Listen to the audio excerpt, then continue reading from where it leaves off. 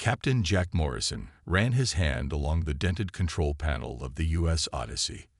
The old ship creaked as it floated through space, its engines humming a tired song. Most people who saw the Odyssey would laugh. It looked like a piece of junk, ready for the scrapyard. The ship used to be a mining vessel, built to break apart asteroids and collect valuable metals. Now it was part of a civilian salvage fleet, searching for useful parts from derelict ships and abandoned space stations. The paint was chipped, the hull was covered in patches, and some lights flickered more than they should. "Status report," Jack called out from his worn captain's chair. Betty Simmons looked up from her engineering station. Her uniform had grease stains, and her short blonde hair stuck out in odd directions. "Everything's running as smooth as we can expect, Captain. The main engine is at 70%, but that's normal for us." Jack nodded. He knew the Odyssey wasn't pretty, but she was reliable. The Galactic Council, a group of alien races that controlled most of known space, had looked at the ship once and given it their lowest rating. Category 0. This meant they saw it as harmless, not worth worrying about. They were wrong. Betty had a secret. For months, she and her team had been collecting parts from wrecked military ships. They worked at night, when most of the crew was asleep, turning these salvaged pieces into something special. The mining lasers now had focusing crystals from a Zorgon cruiser. The shields used technology from an abandoned Earth Defense Force outpost. "Captain, I need to show you something," Betty said, wiping her hands on a rag. Down in engineering, Jack followed her through the narrow corridors. The metal floors clanged under their boots. They passed crew members busy with their tasks. Everyone on board was here because they couldn't find work on better ships. They were misfits, dreamers, and people who didn't fit in anywhere else. In the engine room, Betty led Jack to a hidden panel. She pressed a code, and the wall slid open, revealing a room Jack had never seen before.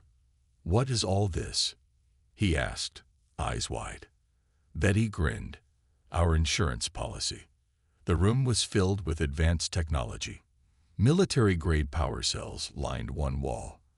A row of modified mining tools hung from racks, their normal appearance hiding deadly upgrades. Computer screens showed complex targeting systems running in the background.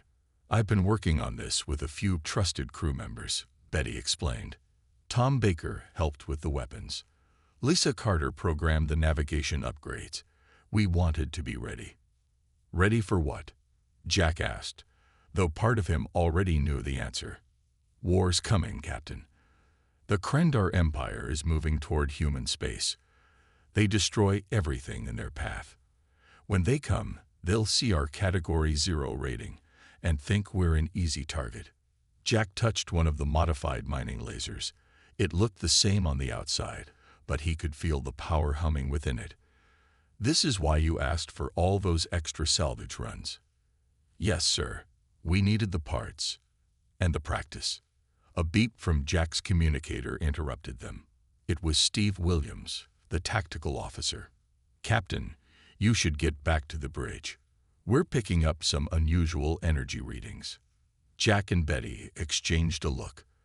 They quickly closed the hidden room and headed back to the bridge. Steve pointed at his screen. "There's something big coming our way. The energy signature doesn't match anything in our database." The view screen showed empty space, but the sensors painted a different picture.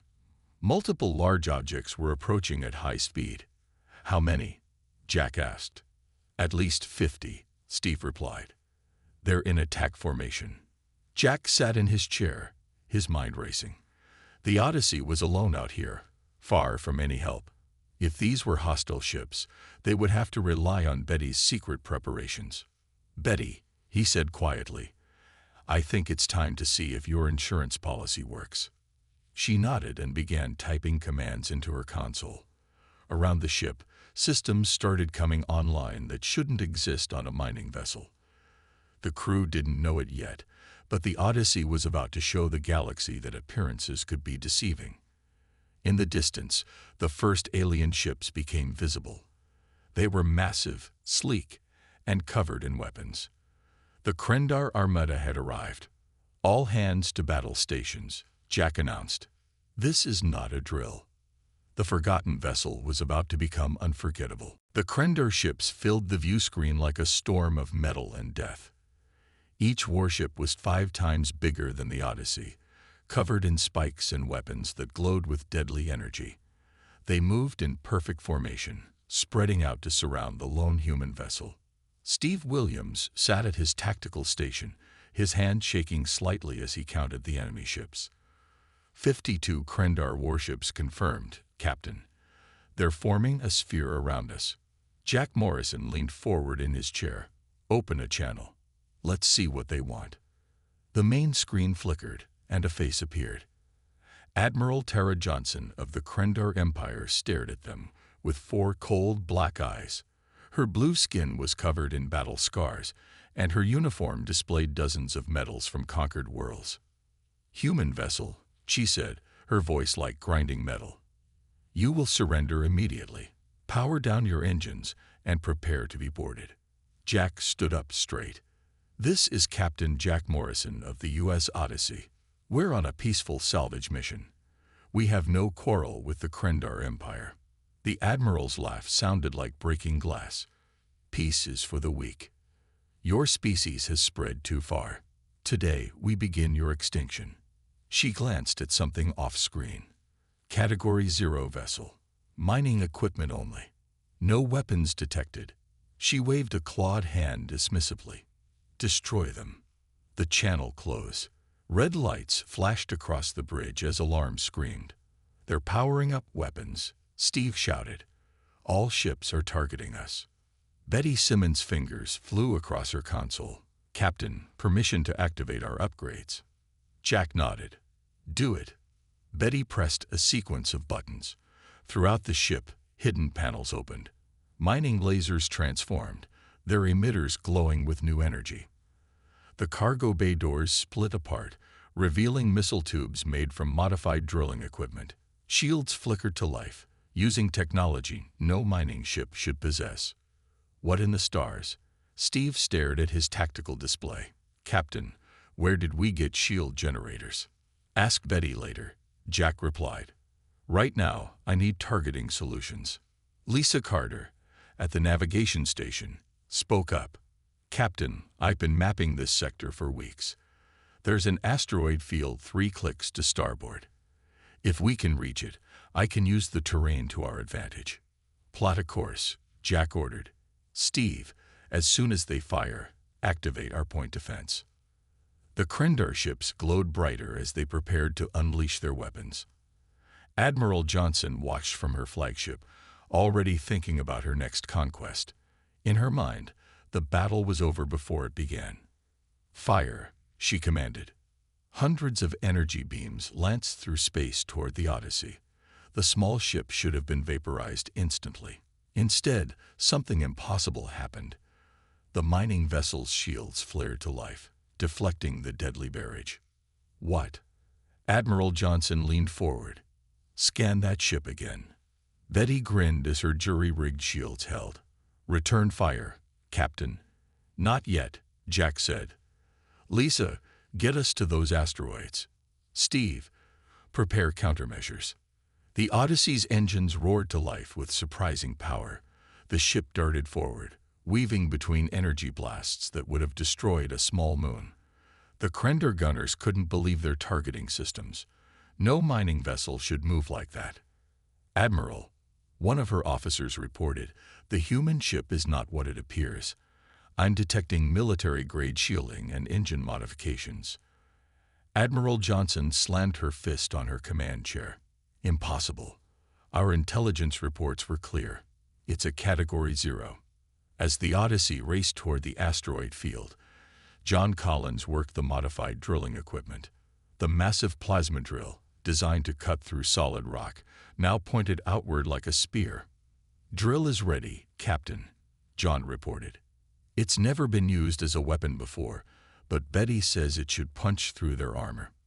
The Krendar ships pursued, firing continuously. Their formation began to break as they tried to corner the agile human vessel. This was exactly what Lisa had planned. Entering the asteroid field now, she announced. Hold on.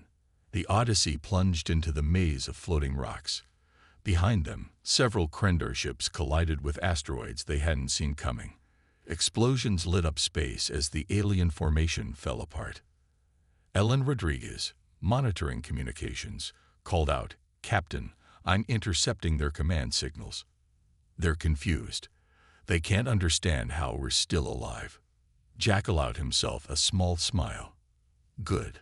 Let's keep them confused. Betty, I think it's time to show them what else we can do.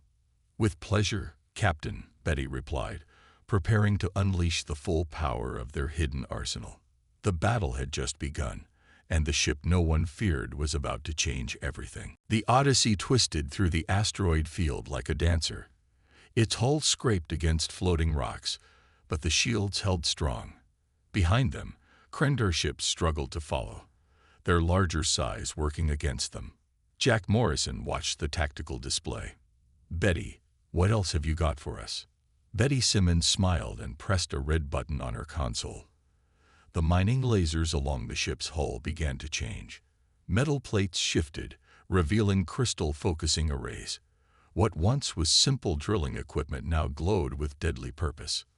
Tom Baker helped me reconfigure the mining lasers, Betty explained. Watch this. She targeted the nearest Krendor ship and fired.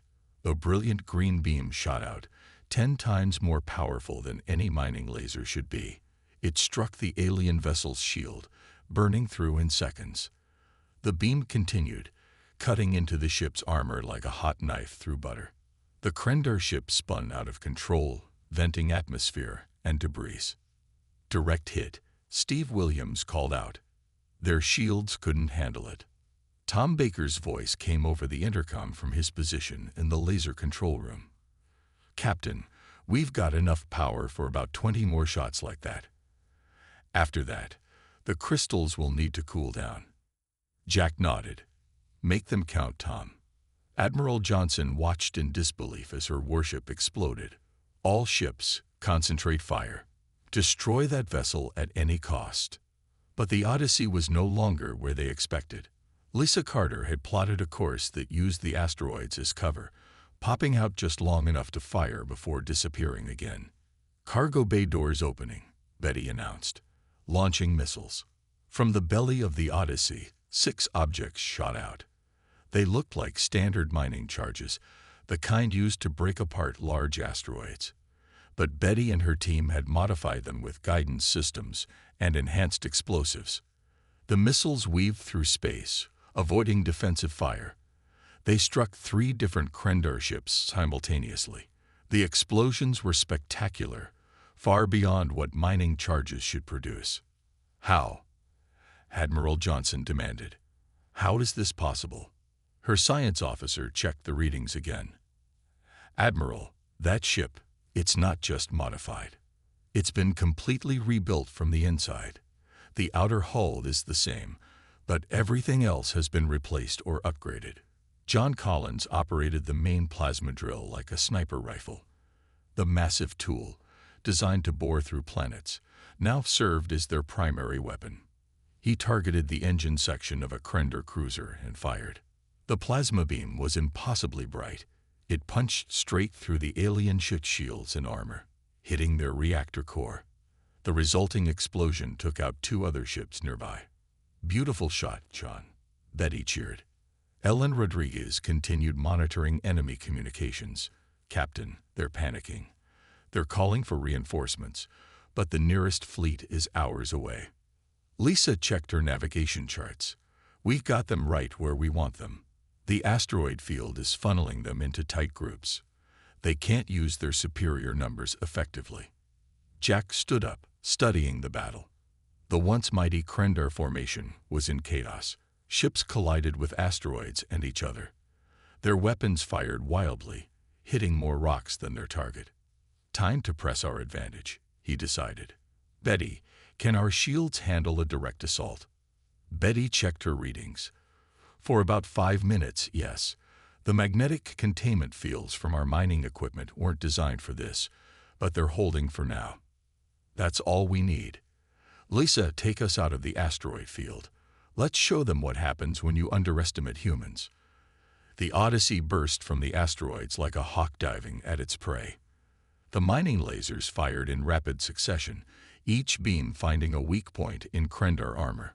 The modified missiles launched in waves, overwhelming point defense systems. Admiral Johnson watched her fleet crumble. 30 ships remained from the original 52. Her perfect invasion force was being destroyed by what should have been an easy target. All ships, retreat, she finally ordered. Regroup at the rendezvous point. But the Odyssey wasn't done. As the Krendar ships tried to escape, Jack gave one more order. Fire the main cannon. Betty pressed a final button. The entire front section of the Odyssey opened up, revealing a weapon made from the ship's original planet-cracking equipment. It fired once. The beam was so bright that everyone had to shield their eyes. When they looked again, 5 more Krendar ships were gone. The tide had turned completely. The hunters had become the hunted. The space around the Odyssey was filled with burning wreckage. What remained of the Krendar fleet struggled to maintain formation as they retreated. Admiral Johnson's flagship, the Pride of Krendar, hung back, its shields flickering from multiple hits. Jack Morrison knew they couldn't let the enemy escape. "Steve, how many ships are left?" 25, Captain, Steve Williams replied. "But they're regrouping. They're forming a defensive wall around the flagship." Betty Simmons wiped sweat from her forehead. "Our shields are down to 30%. The magnetic containment fields are overheating." "Can we take another direct hit?" Jack asked. "Maybe one," Betty said. "But that's it." The Krendar ships formed a protective barrier around their admiral. Their weapons glowed, ready to unleash everything they had left. On the enemy flagship, Admiral Johnson's rage boiled over. "This is impossible," she screamed at her officers. "One worthless human ship does not destroy half my fleet." Her tactical officer spoke carefully. "Admiral, their weapons are far beyond anything in our database. We must retreat and report this to the Empire." "No," Johnson slammed her fist down. "We will not run from these primitives. All ships, prepare for final assault. Target their engines. If we can't destroy them, we'll cripple them." The Krendar fleet began its attack run. 25 ships moved as one, their weapons charging to maximum power. Jack watched them approach. "They're coming straight at us. Lisa, can you get us out of here?" Lisa Carter shook her head. "Not fast enough. They'll hit us before we can escape." "Then we fight," Jack decided. "John, can the drill fire one more time?" John Collins checked his systems. "One shot, Captain. But it'll burn out the focusing array." "Make it count. Target their flagship." The Odyssey turned to face the approaching fleet. Its shields struggled to deflect the incoming fire. The ship shuddered as explosions rocked its hull. "Shields failing," Betty shouted. 20%. 15. "Hold steady," Jack ordered. "Wait for it."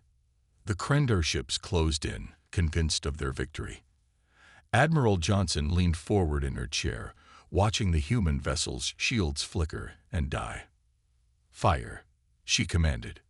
At the same moment, Jack gave his own order. "Now, John." The plasma drill fired its final shot. The beam was weaker than before, but still powerful enough. It struck the Pride of Krendar dead center, piercing through its shields and into the bridge. Admiral Johnson had 1 second to realize her mistake before the beam vaporized her. The Krendar fleet faltered. Without their admiral's commands, confusion spread through their ranks. Ships began firing randomly, some hitting their own allies. "Their command structure is broken," Ellen Rodriguez reported from her station. "I'm picking up panic on all channels." Steve saw an opportunity. "Captain, their formation is collapsing. If we attack now..." Jack nodded. "All weapons, fire at will. Betty, squeeze every bit of power you can into our shields." The Odyssey surged forward into the chaos. Mining lasers fired rapidly, each beam finding a target. The modified missiles launched in pairs, exploiting gaps in the enemy's defenses. Betty worked her console frantically, redirecting power from life support. We'll have stale air for a few hours, but our shields will hold. The battle became a massacre. Without leadership, the Krendor ships made fatal mistakes. Some tried to flee and crashed into each other. Others fired wildly, hitting asteroids that sent debris into their own vessels. Tom Baker coordinated the laser strikes with deadly precision. 3 more down, 2 disabled, 1 trying to jump to hyperspace. Got him. Within minutes, only 5 Krendor ships remained operational. They scattered in different directions, abandoning any pretense of organized retreat. Should we pursue? Steve asked. Jack shook his head. Let them go. Let them tell the Empire what happened here. The bridge fell silent as the crew realized what they had accomplished. The mighty Krendor Armada, terror of the galaxy, had been defeated by a single converted mining ship. Betty slumped in her chair, exhausted but smiling. I can't believe that worked. You built us a fighting chance, Jack said. That's all we needed. Lisa plotted a course away from the battlefield. Where to, Captain? Home, Jack replied. We need to warn Earth. The Krendor will be back, and next time they won't underestimate us. As the Odyssey limped away from the debris field, none of them could have known that their impossible victory would change the course of galactic history. The ship no one feared had done the unthinkable. The 5 surviving Krendor ships scattered across space like frightened birds. On their screens, the impossible scene played over and over. Their mighty armada reduced to floating scrap metal by a single human vessel. Captain Jack Morrison watched the fleeing ships disappear from his tactical display. His crew was silent, still processing what they had done. Damage report, he said quietly. Betty Simmons ran diagnostics on her engineering console. We're at 20% power. Shields are gone. The plasma drill is fried. Most of our modified weapons are offline. She looked up and smiled. But we're alive. Ellen Rodriguez suddenly straightened at her communication station. Captain, I'm picking up a transmission from the nearest Krendor ship. They're sending a distress call to their home world. Let me hear it, Jack ordered. The speakers crackled with alien voices speaking in panicked tones. Ellen's translation software converted the words. Emergency protocol active. Admiral Johnson deceased. Armada destroyed. Single human vessel classification error. Repeat. Human vessel is Category 10 threat. Request immediate evacuation of border sectors. Steve Williams laughed in disbelief. Category 10. That's their highest threat level. They reserve that for planet-killer weapons and extinction-level events. Good, Jack said. Let them fear us for a change. The Odyssey drifted through the debris field, its engines working at minimum power. Around them, the wreckage of the Krendor fleet told the story of the impossible battle. Twisted metal and frozen atmosphere created a vast graveyard in space. Lisa Carter plotted a course through the safest path. Captain, I've set a route back to human space. At our current speed, it'll take 3 weeks. We can't wait that long, Jack replied. The Krendor Empire will want revenge. They'll send everything they have. Betty was already working on a solution. I might be able to get our hyperdrive working. It'll be risky with our damage, but it's our best chance. Do it, Jack ordered. Tom, help her with repairs. Everyone else, salvage what you can from the wreckage. We need parts and supplies. For the next 12 hours, the crew worked without rest. Tom Baker and Betty crawled through maintenance tunnels, patching systems with parts stripped from destroyed Krendor ships. John Collins used the ship's remaining functional equipment to collect valuable technology floating in space. Meanwhile, Ellen continued monitoring Krendor communications. The enemy's panic was spreading throughout their empire. News of the defeat traveled faster than their ships could flee. Captain, Ellen called out, I'm intercepting military orders from the Krendor High Command. They're pulling back from all human territories. They're calling it a strategic withdrawal. Steve checked his tactical readings. Confirmed. Long-range sensors show Krendar fleets retreating from our borders. They're running scared. Jack allowed himself a moment of satisfaction. One battle had changed everything. The Krendar Empire, which had terrorized countless species, now feared humanity. Betty emerged from the engine room, covered in grease and smiling. Hyperdrive is ready. It's not pretty, but it'll get us home. Set course for Earth, Jack ordered. Maximum speed. The Odyssey's engines glowed with borrowed power. The ship, held together by determination and salvaged parts, jumped into hyperspace. Behind them, the battlefield disappeared in a flash of light. During the journey home, the crew had time to reflect on their victory. They had started the day as salvagers on a forgotten ship. Now they were heroes who had saved humanity from extinction. You know what the best part is? Betty said during a quiet moment on the bridge.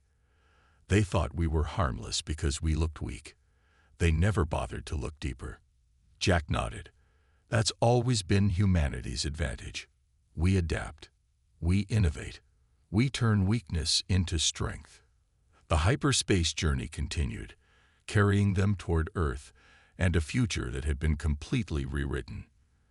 The Galactic Council would have to acknowledge humanity as a major power. The Krendar Empire would think twice before threatening anyone again. And somewhere in the vast bureaucracy of the Galactic Council, a clerk was already updating the classification files. The U.S. Odyssey, formerly listed as Category 0, now bore a warning in bold letters. Extreme threat. Approach with caution. The ship no one feared had become the ship everyone would remember. And the galaxy would never be the same again. The hyperspace journey was almost over when alarms blared throughout the Odyssey. Red lights flashed as the ship violently dropped back into normal space, far from Earth. Jack Morrison gripped his chair as the ship shook. Report. Lisa Carter checked her instruments. Something pulled us out of hyperspace. We're still 2 light years from Earth. Steve Williams' face went pale as he studied his tactical screen. Captain, we have company. One ship, but it's massive. I've never seen anything like it. On the view screen, a Krendar vessel appeared. It was 20 times the size of their former flagship, bristling with weapons that glowed with unstable energy. Ellen Rodriguez translated the incoming message. It's the Krendar Emperor himself. He's brought their ultimate weapon. The Emperor's face filled their screen.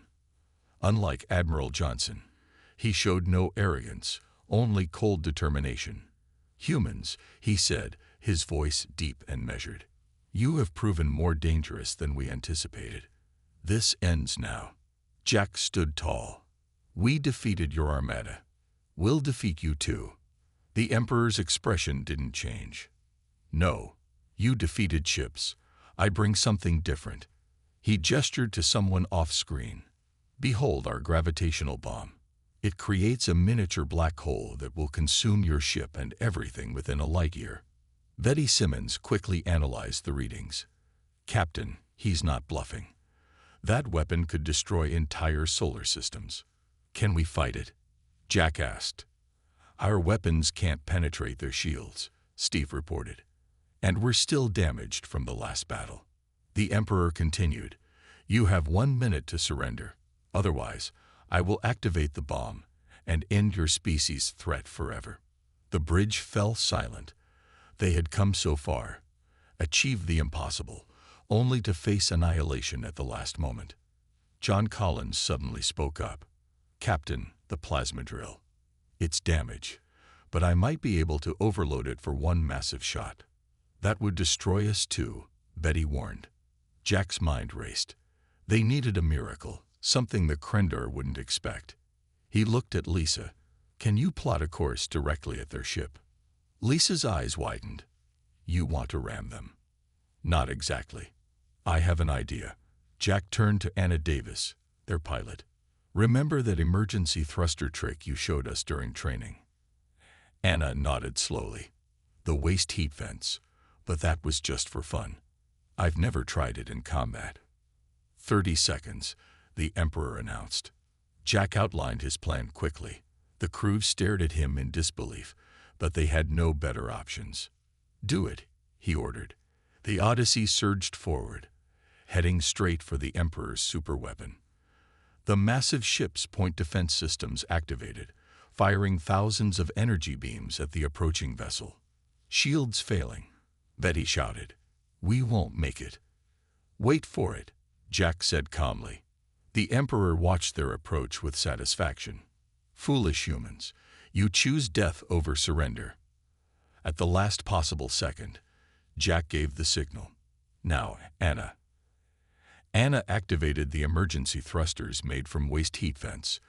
The Odyssey suddenly veered sideways with impossible agility, skimming past the gravitational bomb by mere meters. John fired the overloaded plasma drill. The beam, amplified beyond all safety limits, struck the bomb's containment unit with pinpoint accuracy. "The containment field is destabilizing," Steve reported. The Emperor's confidence vanished. "No, reverse the activation sequence." But it was too late. The gravitational bomb began to collapse in on itself. The Emperor's ship tried to escape, but the growing gravitational field caught it. "Full power to engines," Jack ordered. "Get us out of here." The Odyssey raced away as space itself seemed to tear apart behind them. The Emperor's ship stretched and twisted, pulled into the black hole it had created. The last thing they heard was the Emperor's scream of rage and disbelief. As the gravitational distortion faded, the crew watched the most powerful Krendar weapon destroy itself and its creator. "Did we just kill the Krendar Emperor?" Ellen asked in shock. Jack nodded grimly. "Sometimes the biggest weapons have the biggest weaknesses." Betty checked their systems. "The plasma drill is completely destroyed, but we're still flying. Barely." "Set course for Earth," Jack said. "Let's go home." The battered Odyssey limped toward human space, leaving behind the ultimate proof that ingenuity could triumph over overwhelming force. News of the Emperor's death spread across the galaxy faster than light itself. The mighty Krendar Empire, which had crushed dozens of civilizations, began to crumble from within. The Odyssey finally reached Earth space 3 days later. As they approached the blue planet, hundreds of ships appeared on their sensors. Jack Morrison tensed, expecting another battle, but Ellen Rodriguez smiled as she checked the communications. "They're ours, Captain," she said. "Earth Defense Force, colonial fleets, even civilian ships. They've come to escort us home." The damaged mining vessel was surrounded by humanity's finest warships. Messages of congratulations flooded their communications array. The crew of the Odyssey had become legends while they were still light years from home. As they entered Earth's orbit, Betty Simmons received priority clearance to dock at the main orbital station. "They're giving us a hero's welcome," she said, amazed. The docking bay was packed with people. Admirals, politicians, and reporters waited as the Odyssey's airlock opened. Jack stepped out first, followed by his crew. The crowd erupted in cheers. Admiral Susan Grant of Earth Defense stepped forward. "Captain Morrison, on behalf of all humanity, thank you. You've saved us all." Jack shook her hand. "We just did what needed to be done, Admiral." In the days that followed, the full impact of their victory became clear. Without their emperor, the Krendar Empire fell into civil war. Different factions fought for control while their conquered territories rebelled. The greatest threat to galactic peace had destroyed itself. The Galactic Council called an emergency session. For the first time in their history, they invited humans to sit at the high table. Jack and his crew were asked to attend. In the Grand Council chamber, representatives from 100 species gathered. The council leader, a being of pure energy named Zix, addressed the assembly. "The humans have proven themselves," Zix declared. "No longer will they be classified as a minor species. From this day forward, humanity joins the Council of 12, the governing body of our galaxy." Jack stood before the assembly. "We accept this honor," he said, "but we also bring a warning. Never again judge a species by its appearance or technology level. The greatest strength often lies hidden beneath the surface. The Council unanimously approved humanity's elevation. Trade agreements were signed. Technology was shared. Earth became a major hub of galactic commerce and diplomacy. Back on Earth, the Odyssey was taken to the largest shipyard for study. Engineers marveled at Betty's modifications, unable to believe she had created such powerful systems from mining equipment. "We're building a new fleet based on your designs," Admiral Grant told Betty. "Hidden capabilities will be standard on all human ships from now on." Betty grinned. "Just remember to make them look harmless." The crew received the highest honors Earth could bestow. Monuments were built. Streets were named after them. Children played with toy versions of the Odyssey, recreating the famous battle. John Collins opened a training academy for weapons specialists. Lisa Carter became head of tactical navigation for the entire fleet. Steve Williams wrote the book on small ship combat tactics. Ellen Rodriguez led the diplomatic court, using her understanding of alien communications to forge new alliances. Tom Baker continued working with Betty, designing new ships that looked like cargo haulers but could fight like battleships. Anna Davis tested each one, pushing them to their limits. And Captain Jack Morrison. He was offered command of Earth's newest battleship, but he declined. Instead, he returned to the repaired Odyssey with volunteers from his original crew. "Where to, Captain?" Lisa asked as they prepared to depart. Jack smiled. "There's a whole galaxy out there. Let's go exploring." As the Odyssey left Earth orbit, its hull still bearing the scars of battle, other ships moved aside with respect.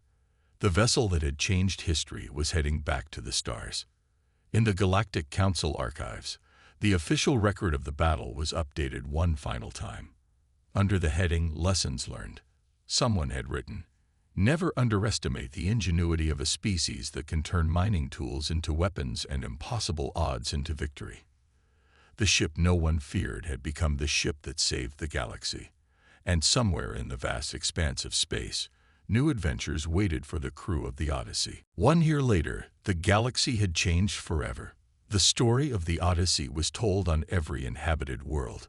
Children of all species played games where they pretended to be Captain Jack Morrison and his crew, defending the weak against impossible odds. In the ruins of the Krendar Empire, new governments formed. Many chose to follow humanity's example, building fleets that appeared harmless but carried hidden strength. The age of judging ships by their appearance had ended. The Galactic Council established new protocols for threat assessment. No longer would they rely on surface scans and visible weapons. Every vessel, no matter how small or old, received careful study. Jack Morrison sat in his captain's chair aboard the Odyssey, now fully repaired and upgraded. Betty Simmons had left some surprises in the ship's systems, keeping true to their philosophy of hidden capabilities. "Captain," Lisa Carter called from navigation, "we're receiving a distress signal. It's from a Ythari colony ship. They're under attack by pirates." Jack smiled. Some things never changed. "Set course to intercept." "Steve, what are we dealing with?" Steve Williams studied his tactical display. 6 pirate vessels. They look heavily armed, but their formation is sloppy. The Odyssey dropped out of hyperspace near the colony ship. The pirates, seeing what appeared to be an old mining vessel, laughed through their communications. "Another fool come to die," their leader sneered. "This will be easy." Jack opened a channel. "This is Captain Morrison of the Odyssey. Stand down or be destroyed." The pirates laughed harder. The Odyssey? That fairy tale. Everyone knows that story is just propaganda. Betty grinned at her engineering station. "Should we show them it's not a fairy tale?" "By all means," Jack replied. The Odyssey's weapons systems came online. In seconds, 2 pirate ships were disabled, their engines destroyed by precision shots. The others scattered in panic. "Impossible," the pirate leader screamed. "It's true. It's all true." Within minutes, all 6 pirate ships were captured. The colony ship was safe, its passengers staring in awe at their saviors. As they escorted the colony ship to safety, Ellen Rodriguez monitored galactic communications. Captain, you should hear this. Our battle is already spreading across the networks. The Odyssey strikes again, they're saying. Good, Jack said. Let them spread the word. Let everyone know that there are consequences for attacking the helpless. The legend of the Odyssey grew with each mission. They rescued stranded travelers, defended peaceful colonies, and explored uncharted regions. Wherever injustice appeared, the old mining ships seemed to arrive just in time. Other human ships followed their example. The sleeper fleet became famous throughout the galaxy. Cargo haulers that could fight like cruisers, research vessels that carried military-grade weapons, patrol boats that could take on battleships. Even the Galactic Council adopted the strategy. Their diplomatic vessels now carried hidden defenses. Their science ships could defend themselves. The entire galaxy had learned from humanity's example. Years passed, and the crew of the Odyssey changed. New members joined, trained by the original heroes, but the spirit remained the same. They were protectors, explorers, and when necessary, warriors. One day, as they patrolled the outer rim, they encountered a massive alien ship. It was beautiful, made of crystal and light, clearly from a civilization they had never met. The alien commander appeared on their screen. Are you truly the Odyssey, the ship from the stories? We are, Jack confirmed. We have traveled far to meet you, the alien said. Your legend has reached even our distant galaxy. We wish to learn from you, to understand how the weak can become strong. Jack looked at his crew, seeing the pride in their eyes. They had done more than win a battle. They had changed how the universe thought about strength and weakness. We'll teach you, Jack said. But remember the most important lesson. True strength isn't about weapons or ships. It's about courage, creativity, and never giving up. As the two ships flew together into uncharted space, the legend of the Odyssey continued to grow. The ship no one feared had become more than a vessel. It had become a symbol of hope for all who faced impossible odds. And somewhere in the vast cosmos, other species looked at their own simple ships and wondered, what hidden strength might they possess? The story of the Odyssey would be told for generations, inspiring countless others to find strength in unexpected places. The ship that changed the galaxy sailed on, its greatest adventures still ahead.